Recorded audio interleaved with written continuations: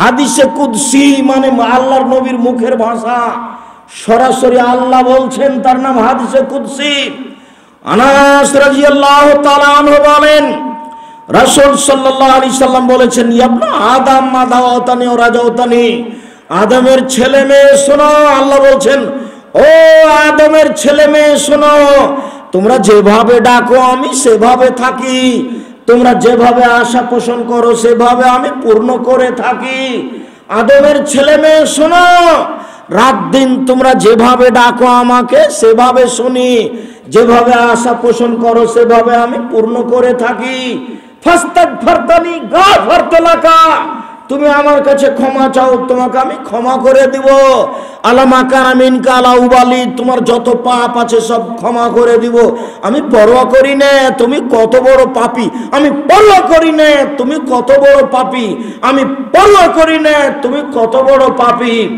আদমের ছেলে মেয়ে শোনো, লাউ বালাগাত যুনুবুকা আনানা সামায়ে, তোমাদের পাপ বেশি হতে হতে যদি আকাশে লেগে যায়, পাপ আর পাপ, আকাশ জমিন পরিপূর্ণ হয়ে আছে, এরপরে যদি ক্ষমা চাও ক্ষমা করে দিব। আমি পরোয়া করি না তুমি কত বড় পাপী, আমি পরোয়া করি না তুমি কত বড় পাপী, আমি পরোয়া করি না তুমি কত বড় পাপী।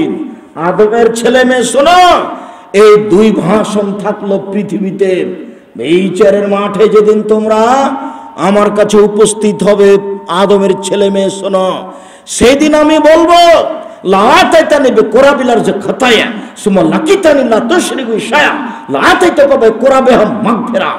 এই আদমের ছেলে মেয়ে শোনো, আজ কিয়ামতের মাঠে উঠেছো পাপ নিয়ে, পাপ আর পাপ, তোমাদের পাপ খালি আকাশ জমিনে পরিপূর্ণ হয়ে আছে। শোনো, যদি শিরক না থাকে আমি সব পাপ ক্ষমা করে দিলাম। তোমার যেই পরিমাণ পাপ আমার সেই পরিমাণ ক্ষমা, তোমার যেই পরিমাণ পাপ আমার সেই পরিমাণ ক্ষমা। যদি শিরক না থাকে, তোমার পাপ যত আমার ক্ষমা তত, তোমার পাপ যত আমার ক্ষমা তত। যদি শিরক না থাকে, পৃথিবীর মানুষ আল্লাহর ইবাদত করো, বিন্দুমাত্র শিরক করো না। অবিল ওয়ালিদাইনি ইহসানা, দ্বিতীয় কাজটা করে, একটু বাপ মাকে মেনে চলো। যেদিন মা চুমা খায়, আদর করে, বারবার খাওয়ার রেডি করে আমাকে বলে, আমি বলি খাবো না, সেই দিন মাকে সম্মান করার নাম সম্মান নয়। যেদিন দেখা যাচ্ছে যে মাটির উপরে মারছে আর খারাপ কেউ নেই, বউ বলছে দেখবে তোমার মা কত খারাপ, দেখবে তোমার মা কত খারাপ, দেখা তো তুই কি দেখাস, দেখো দেখো এই যে তোমার এই যে বড় মাছটা নিয়ে এসেছো না, এই যে মাথা খান তোমার বড়, তোমার বোনের ছেলেকে দিল, দেখবে দেখো, এই যে দেখো, এই যে দেখো, এই যে তোমার মা দিচ্ছে, দেখো। ঠিকই তো, তুই ঠিকই বলছিস তো, আসলেই তো মা খারাপ। যা বলে সবই উল্টা, আসলেই উল্টা, যা করছে সবই উল্টা, আসলেই উল্টা করছে। এই সময়তে আল্লাহ দেখতে চাচ্ছেন যে আপনি আপনার বাপ মায়ের সাথে কি আচরণ করেন। যেদিন বাপ মায়ের সাথে ভালো আচরণ করা খুবই কঠিন, যেদিন মনে হচ্ছে বাপ মায়ের চেয়ে খারাপ মানুষ আর দুনিয়াতে কেউ নেই, দুনিয়াতে সবার সাথে চলতে পারবো, বাপ মায়ের সাথে চলতে পারবো না, সেই দিন বাপ মাকে শ্রদ্ধা করতে হবে, তার নাম শ্রদ্ধা। আল্লাহ বলতে বলতে এই পর্যন্ত বলছেন, ফালা তাকুল্লাহুমা উফিন, এই শব্দটা বলতে পাবা না। আরে আমার মা, আমি যখন পেশাব করেছি 5-7 বার, তখন আমার মা একটু আদর করে আমাকে বলেছে, গায়ে একটু আঘাত করেছে আর বলেছে, এই অত পেশাব করিস কেন, এই একটু অত পেশাব করিস কেন। আমার মায়ের সেদিন আদর ছিল। এখন আমার মা আমার কোলে, আমি একদিন ছিলাম আমার মায়ের কোলে, এখন মা আমার কোলে। এখন যদি মা বারবার পেশাব করে, আমি যদি একটু বলি তাহলে জায়েজ হবে না। আজকে আমার সম্মান করে এরকম সুযোগ নেওয়ার কোনো সুযোগ নেই। পেশাব পরিষ্কার করব আমি, পায়খানা পরিষ্কার করব আমি, কাপড় বদলে দিব আমি, গোসল করিয়ে দেব আমি। আমার বোনেরা চলে গেছে শ্বশুর বাড়ি, আমার স্ত্রীকে বলেছিলাম তুমি আমার মাকে দেখিও, তখন আমার স্ত্রী বলছে তোমার মা অকথ্য ভাষা আমাকে গালি দেয়, তোমার মাকে দেখবো মানে তোমার মাকে তুমি দেখো গা। আমি সব বৌমা এমন এই কথা বলি না, বৌমা ভালো হোক এটাই চাই। উপস্থিত বৈঠকের মুসলিম বোন এদিকে শোনেন, এই মেয়ে শোনো, তোমার শাশুড়ি তোমাকে গালি দেয় এ কথাই ঠিক, তোমার শাশুড়ি তোমার নিন্দা করে এ কথাই ঠিক, এরপরেও বলছি জীবন বাজি রেখে তুমি শাশুড়িকে মূল্যায়ন করো, তোমার রুজিতে বরকত হবে, তোমার ফল ভালো হবে, এই কথাও ঠিক। আর তোমাকে বলে যাচ্ছে যুবক, তুমি কোনো সময় তোমার বোনের ভাগ্নিদের ভাতকে ভারী মনে করো না। তোমার বউ কিন্তু বলছে বারবার, দেখো তোমার ভাগ্নি আছে, তোমার ভাগনা আছে, তোমার বোন আছে, তোমার বাপের দোস্ত আছে, কত মানুষ আছে, এত রান্না করা যাবে না। এই বলে তোমার বউ তোমাকে বলতে পারে। তুমি শোনো, একদিন আল্লাহ তোমার রুজি দিচ্ছিল শুধু তোমার হাতে, তারপর বিবাহ করলা, তোমার হাত দিয়ে এবার দুইজনের রুজি হলো। তোমার একটা ছেলে হলো, তোমার হাত দিয়ে তিনজনের রুজি হলো। একটা মেয়ে হলো, তোমার হাত দিয়ে চারজনের রুজি হলো। ভাগ্নে এসেছে, 5 জনের রুজি হলো। ভাগ্নি এসেছে, 6 জনের রুজি হলো। বোন এসেছে, 7 জনের রুজি হলো। ভগ্নিপতি এসেছে, 8 জনের রুজি হলো। তোমার হাত দিয়ে আল্লাহ ব্যবস্থা করছে, তুমি করো, আল্লাহ বরকত দিয়ে দিবে। তুমি বলে দিও, আব্বা আমার কাছে খাবেন, আম্মা আমার কাছে খাবেন, আমার ভাই না আমার কাছে খাবে, ভাগ্নি আমার কাছে খাবে, বোন আমার কাছে খাবে, দোলা ভাই আমার কাছে খাবে, আমার বাপের যত আত্মীয় স্বজন আছে সব আমার কাছে খাবে। তুমি খাওয়াতে শুরু করো, তো তুমি 6 মাস পরে দেখবে তোমার টাকা পয়সা বেশি হয়ে গেছে, হবেই। এর নাম বরকত। মন সংকীর্ণ করো না। বহুদিন আগে বলেছি, তোমার বউকে হতে হবে তোমার মায়ের স্বভাবের। 150 চাল রান্না করবে না কখনো ভুলেও। কতদিন বললাম, তোমার মা 3 কেজি চাল রান্না করত, ঢেঁকিতে ধান ভেঙে, গরু ছাগলে খেত, মেহমানে খেত, ছেলে মেয়ে খেত। তোমরা 10 ভাই বোন ছিলে, তোমার বাপ মা ছিল, 2 জন কিষান কামলা ছিল। তোমার বাপের স্বভাব ছিল মসজিদ থেকে ফকির ধরে আনা। এসার সময়তে মসজিদ থেকে বের হচ্ছে, কোনটা একজন মুরব্বী বসে আছে, জি কে আপনি? আমি মুসাফির, বাড়ি কোথায়? ফরিদপুর ভাঙা। দুপুরে রাতে খেয়েছেন? জি না, আমার সাথে চলেন। তো বাস, তোমার মা রেডি করে দিয়েছে খাওয়ার, কোনোদিন মন খারাপ করেনি। এখন জুদা হয়ে আছো, বউ নিয়ে 150 চাল রান্না করেছ। তখন মুসাফির নিয়ে বাড়ি গেছো বাপের স্বভাবে, তখন বউ ঝাঁকে, বুঝো না তুমি 150 চাল রান্না করেছি? হসু নাই, তোমার মেহমান নিয়ে চলে এসেছ, মেহমান বাইরে খাওয়াই নিয়ে আসতে পারোনি। এখন পরের দিন তুমি দেখতে পাচ্ছ ওই যে একটা লোক বসে আছে, চুপচাপ চলে যাচ্ছ, কিছু বলতে পারো না, ধাক্কা খেয়েছো কালকে যে। নীতি পরিবর্তন করতে হবে, স্বভাব পরিবর্তন করতে হবে। আজকে স্বভাব পরিবর্তন করতে হবে তোমাকে, তোমার বউকে। আমি তোমার বউকে তালাক দিতে বলিনি, তবে যদি স্বভাব পরিবর্তন না করে বউ তালাক দিতে হবে, এ কথাই ঠিক। 150 চাউল রান্না করতে হবে না, হাফ কেজি, 1 কেজি, 3 কেজি চাউল রান্না করতে হবে। ছেলে মেয়ে খাবে, তোমরা খাবা, পশু প্রাণী খাবে, গরুতে খাবে রাতে। তবুও তুমি অল্প চাল রান্না করবে না, মানুষজন খাবে, মেহমান খাবে, ফকির মিসকিন খাবে। 3 দিন যদি বাড়িতে ফকির না আসে, তাহলে স্বামী স্ত্রী বলা বলি করবে, কি ব্যাপার, উপরে উলুট পালট হয়ে গেছে নাকি? ফকির নাই কেন, মিসকিন নাই কেন, মানুষ নাই কেন, মেহমান নাই কেন? মনটা বড় রাখিও, কয়দিন করে বয়স শেষ। বাপ চলে গেছে, দাদা চলে গেছে, দাদি চলে গেছে, আমিও চলে যাব, সময় শেষ। মেহমানকে খাওয়াই যাও, ফকির মিসকিনকে খাওয়াও। 1 কাজে 3 নেকি। 1, আল্লাহর পথে জিহাদ করলে যত নেকি হয়, ফকির মিসকিনকে খাওয়ালে তত নেকি হয়। 2, রাতে তাহাজ্জুদ পড়লে যত নেকি হয়, ফকির মিসকিনকে খাওয়ালে তত নেকি হয়। 3, নিয়মিত বৃহস্পতিবার, সোমবার, প্রতি মাসে 3 দিন, আরাফার দিন, মুহররমের দিন, এইসব দিনে রোজা থাকলে যত নেকি হয়, ফকির মিসকিনকে খাওয়ালে তত নেকি হয়।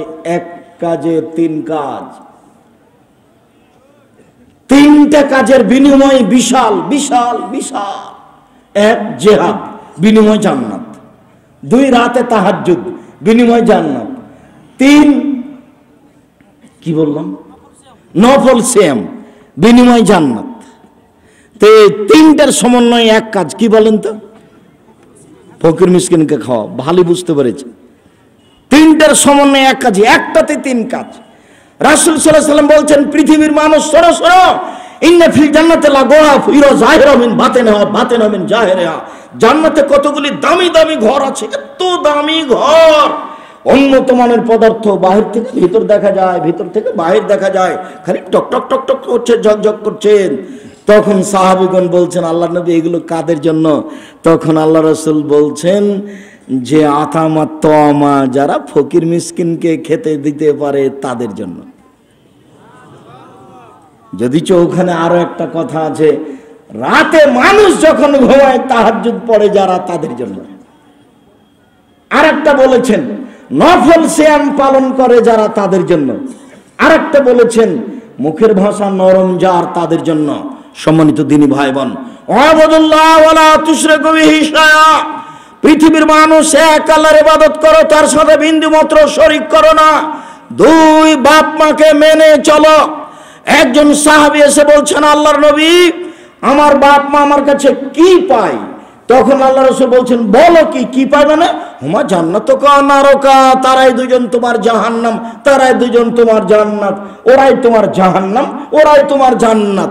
বাপ মা তোমার জাহান্নাম, বাপ মা তোমার জান্নাত। খুব হিসাব করে বাপ মায়ের সাথে কথা বলবেন, কোনোদিন জোরে কথা বলবেন না, ঝাঁকি দিয়ে কথা বলবেন না। মরার পরে অনেক স্বাদ হবে মায়ের সাথে ভালো আচরণ করার, কিন্তু আর মাকে ফেরত পাওয়া যাবে না। বাপের মরার পরে অনেক স্বাদ হবে। শেষের দিকে প্রত্যেকটা কাজের জন্য 2 রাকাত সালাত, বিপদের জন্য 2 রাকাত সালাত, কিছু চাইবেন তার জন্য 2 রাকাত সালাত, কোনো বিপদে পড়েছেন তার জন্য 2 রাকাত সালাত, সমস্যা তার জন্য 2 রাকাত সালাত, সব জায়গাতে 2 রাকাত সালাত দিয়ে কাজ। অবিদিল কুরবা, নিকট আত্মীয়র সাথে ভালো আচরণ করো। পৃথিবীতে সবচেয়ে নিকট আত্মীয় হচ্ছে নিজ ভাই। নিজ ভাইয়ের সাথে চলা খুবই কঠিন। আমাদের চাঁপাই নবাবগঞ্জে একটা কথা আছে, ভাই ভাই ঠাঁই ঠাঁই। ভাই কিন্তু চাকরি করে আর একজনের ভাইয়ের ছেলে মেয়ে লালন পালন করে না, স্বাভাবিকভাবে বাপই লালন পালন করে। এক মায়ের 3 ছেলে, সবাই চাকরি করে, ভিন্ন ভিন্ন খায়, ছেলে মেয়ে নিয়ে বউ নিয়ে। এও চাকরি করে, ব্যবসা করে, ছেলে মেয়ে নিয়ে বউ নিয়ে খায়। এও উপার্জন করে, ছেলে মেয়ে নিয়ে বউ নিয়ে খায়। কেউ কারো খায় না। কয়দিন আগে সবাই মায়ের কাছে খাচ্ছিল। অবাক পৃথিবী। এখানে সমস্যা আছে, জমি ভাগ নিয়ে, জিনিস ভাগ নিয়ে। আমাদের গ্রামের এক লোক 2 ভাই মিলে মারামারি করতে করতে ঢেঁকি কাটা ভাগ করে নিয়েছে। ঢেঁকি কেটা ভাগ করে নিয়েছে তো কি হবে? এটাতে দুজনই ঠান্ডা, দুজনের বউ ঠান্ডা, দুইজনের সাথে চলা খুব কঠিন। ভাই বড় ভাই ভুল করেছে, আপনি হাত ধরে ক্ষমা নেবেন। এই ছেলে, ভুল তোমার বড় ভাই করেছে, তোমাকে হাত ধরে ক্ষমা নিতে হবে, এটাই নীতি। মুরব্বী আপনাকে বলছি, অনুরোধ, আপনার ছোট ভাই ভুল করেছে, আপনি হাত ধরে ক্ষমা নেবেন, এটাই ঠিক। যখন যে জেলাতে যাই, সেই জেলাতে দেখি প্রায় মানুষ আমার হাত ধরে ক্ষমা নেয়। ভাই মাফ করবেন, আপনাকে না বুঝে আমি অনেক কিছু বলেছিলাম। কি যে হয়, খালি নাকি বলে। আমি কোনোদিন ক্ষতি করিনি, আর ক্ষতি করার চেষ্টাও করি না। ঢাকা বিমানবন্দরে বসে আছে একটা লোক, চুট করে পাশে এসে সালাম দিয়ে বলছে, আসসালামু আলাইকুম। কথা একটু নরম করে বললে হয় না? তা আমি বলছি যে নরম করে বললে হয় না, এজন্য তো বলছি। না হবে, নরম করে বললেও হবে। খুব জোরে বলছে, নরম করে বললে হবে না, এই জন্যই বলি। আবার বলছে নরম করে বলতে হবে, নরম করে বললেই হবে, এভাবে বলবেন কেন? তো আমি বলছি, এখন বিমানবন্দরে যারা আছে, এখন এই মুহূর্তে জরিপ করা হোক। আমি আব্দুর রাজ্জাক বিন ইউসুফ, আমার কথা বেশি মেনে চলছে। এই সংখ্যা যদি বেশি না হয়, বাংলাদেশে যত আলোচক আছে সবার চেয়ে যদি বেশি না হয়, আমি আজ থেকে আর বক্তব্য দেব না। তখন বলছে, আপনি ঠিক বলেছেন, আমি আপনার কথা মেনে চলি, কিন্তু আমার মনে সাধ হচ্ছিল কোনোদিন দেখা হলে একটু বলবো, তাই বললাম। আল্লাহর কসম, আমি জাতিকে ফাঁকি দিনি। আপনাকে আমি ফাঁকি দিয়ে আমি পরকাল হারাতে রাজি নই। আর বক্তব্য মিঠে কণ্ঠস্বরে করা যাবে না, আল্লাহ রসুল বলছেন এজা খাতাবা, জাবের বলছেন এজা খাতাবা, যখন আল্লাহ রসুল বক্তব্য দিতেন অহমারা তাই না হোক, তার দুই চোখ লাল হয়ে যেত, ওস্তাদা গাজাবো হোক, তার রাগ বেশি হয়ে যেত, ওয়ালা সৌত হোক, তার কণ্ঠ উঁচু হয়ে যেত, কান্নাহ মঞ্জুর যায়, যেন তিনি সৈন্য দলকে ধমক দেখাচ্ছেন, এই করতে হবে সেই করতে হবে। এটা ছিল তার বক্তব্যের গতি। কুমিল্লাতে একজন লোক পেশ করছে, উপস্থাপক একজন মৌলানাকে পেশ করছে বক্তব্যের জন্য, তখন বলছে এখন আপনাদের সামনে অমুক বক্তব্য দিবে। কি ব্যাপার, ধর্ম এরকম পাগল হয়ে গেছে। কণ্ঠ সুরে বক্তব্য চলবে না, এই কথাই ঠিক। মহান আল্লাহ বলেন অবেদিল কুরবা ওয়াল ইয়াতামা, এতিমদের সাথে ভালো আচরণ করতে হবে। আনা ও কাফিরুল ইয়াতিম, পৃথিবীর মানুষ শুনে রেখো, যে ব্যক্তি এতিমের লালন পালন করবে সে এবং আমি জান্নাতে ভাবে থাকবো। তর্জনীয় মধ্যমা তিনি আঙ্গুল দুটি ইশারা করে দেখালেন, তবে দুইটার মাঝে একটু ফাঁক রাখলেন। দেখো, কেউ যদি এতিমের লালন পালন করে তাহলে সে আর আমি জান্নাতে এভাবে থাকবো। তখন একটু দুইটার মাঝে ফাঁক রাখলেন, তবে তিনি বললেন কেউ যদি দুইটা মেয়ের বেটির লালন পালন করে, দুইটা বেটি লালন পালন করে বিবাহ দিয়ে দেয়, আমি মুহাম্মদ সাল্লাল্লাহু আলাইহি সাল্লাম এবং সে ব্যক্তি জান্নাতে থাকবে এইভাবে। তখন এই আঙ্গুল দুটি দেখালেন, তখন আঙ্গুল দুটি জমা করে দিলেন। এবার বলেন তো, এতিম লালন পালনের চেয়ে বেশি নেকি আছে কি করলে? মেয়ে লালন পালন করলে। 10টা বেটাকে মাস্টার ডিগ্রি পাস করালে 1 নেকি হবে, এই কথা মুহাম্মদ সাল্লাল্লাহু আলাইহি সাল্লাম বলেননি। শিক্ষা দিয়ে নিজেকে বাঁচাচ্ছে। অবেদিল কুরবা ওয়াল ইয়াতামা ওয়াল মাসাকিন, মিসকিন ফকির মিসকিনের সাথে সদাচরণ করতে হবে। ওয়াল জারিদিল কুরবা ওয়াল জারিল জুনুব, যারা নিকট প্রতিবেশী যারা দূর প্রতিবেশী তাদের সাথে ভালো আচরণ করতে হবে। আবু হুরায়রা রাদিয়াল্লাহু তাআলা আনহু বলেন, এক খেয়ালে চেয়ে থাকবে, এই চালাই ঘুমাচ্ছ নাকি? অল্প সময়ের মধ্যে আমরা শেষের দিকে চলে আসছি, আপনি অপেক্ষা করুন। রাসূল সাল্লাল্লাহু আলাইহি সাল্লাম বলেন, যে তার প্রতিবেশীকে কষ্ট দেয় সে জান্নাতে যাবে না। আবু হুরায়রা রাদিয়াল্লাহু তাআলা আনহু বলেন, রাসূল সাল্লাল্লাহু আলাইহি সাল্লাম বললেন, আল্লাহু লা ইউমিনু, আল্লাহর কসম সে ব্যক্তি মুমিন নয়, আল্লাহর কসম সে ব্যক্তি মুমিন নয়, আল্লাহর কসম সে ব্যক্তি মুমিন নয়। বলা হলো আল্লাহর নবী কে মুমিন নয়? তখন আল্লাহর নবী বললেন, মাল্লা ইয়ামান জারুহু বায়কাহু, যে তার প্রতিবেশীকে কষ্ট দেয় সে মুমিন নয়।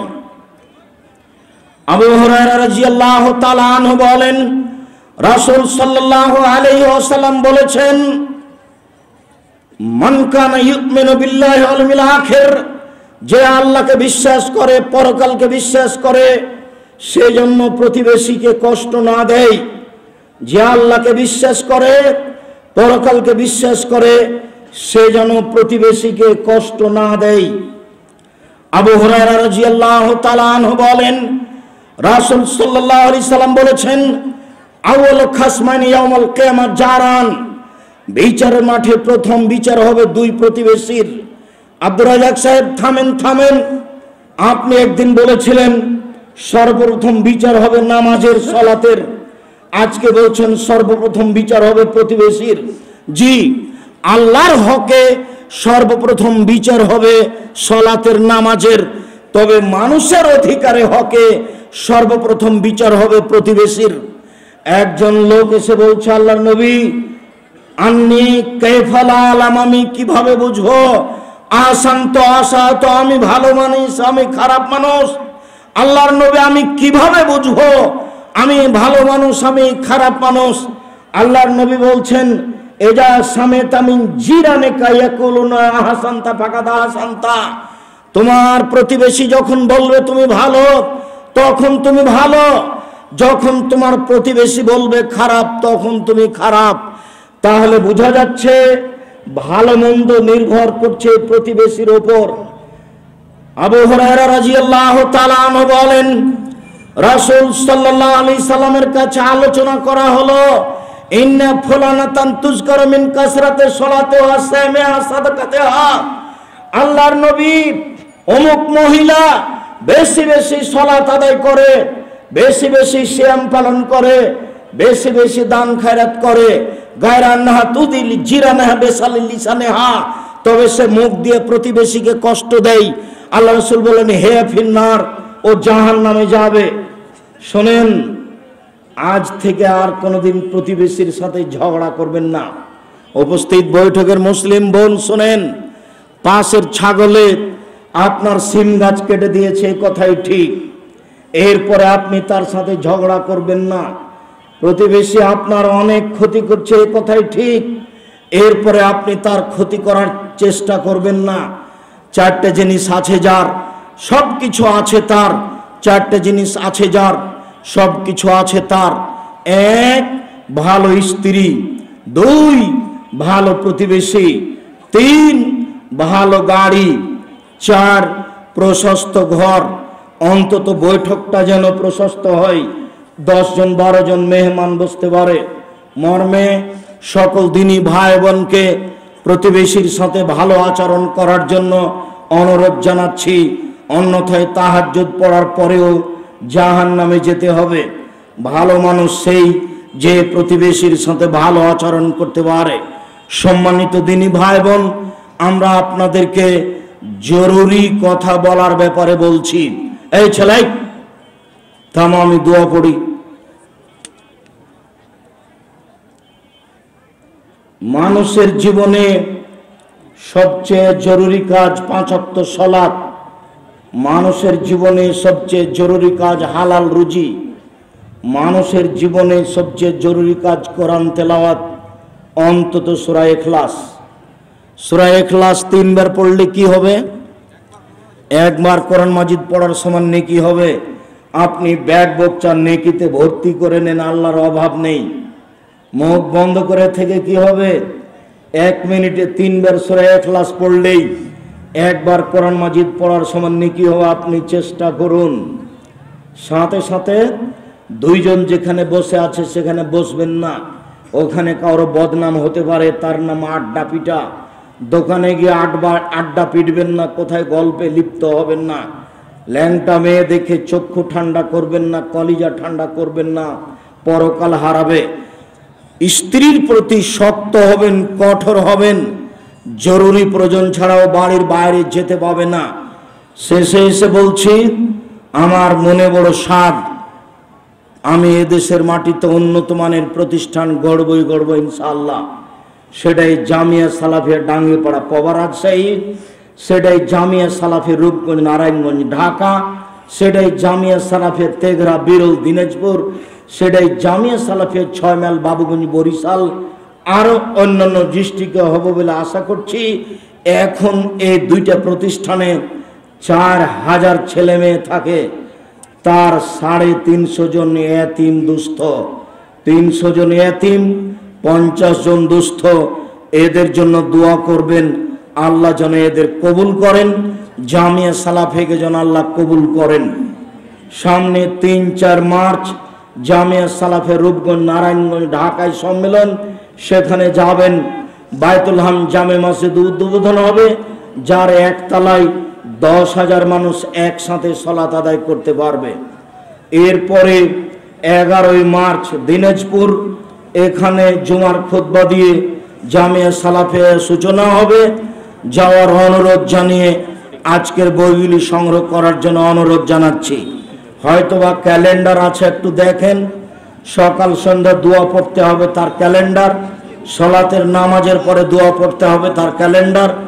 এবং নতুন বইটি পোশাক, সালাতের উপরে বইটি, বিশেষভাবে মাসিক আল ইতিসাম পত্রিকা, 50টা প্রশ্নের উত্তর আছে।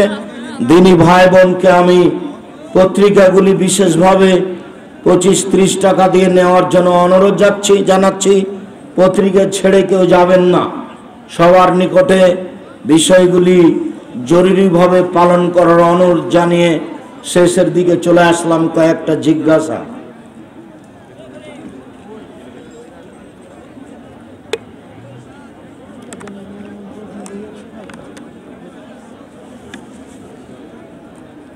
সম্মানিত দিনী ভাই বোন, আপনারা যে যেখানে আছেন আমাদের জিজ্ঞাসার উত্তরগুলো খেয়াল করেন।